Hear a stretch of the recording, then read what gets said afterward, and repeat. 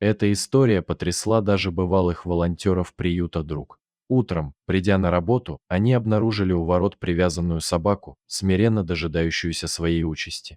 К ошейнику была заботливо прикреплена записка, а рядом рассыпан корм. Собака явно чувствовала себя неважно. Стоило только коснуться ее, как она тут же вздрагивала от боли и вся чесалась.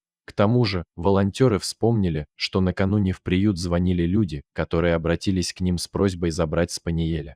Тогда сотрудники ответили, что проще постараться пристроить породную собаку самостоятельно, но ответ получили размытый: собака не совсем спаниель, старая, больная. Звонивших попросили хотя бы дождаться, когда в приюте пройдет дезинфекция и освободятся клетки. Хозяева ничего не ответили и положили трубку, а потом, видимо, решили таким вот изощренным способом избавиться от своей питомицы. Записка, прикрепленная к ошейнику собаки, поразила всех. Рыкнула на ребенка: муж пристрелит, если не заберете, аллергия на корм есть, а мы им и кормили. Подходящих слов, чтобы описать подобное отношение к животному, попросту нет.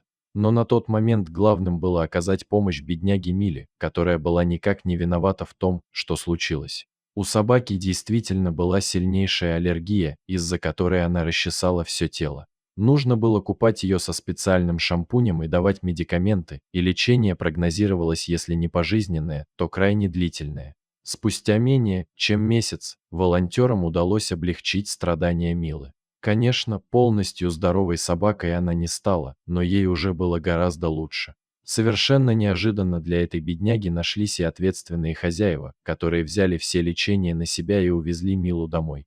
Стоило видеть, как она обрадовалась избавлению от ненавистной клетки и буквально бросилась в объятия к этим людям. Болезнь, старость, проблемы с поведением – все это не повод для того, чтобы перекладывать ответственность за своего питомца с себя на волонтеров или кого-либо другого.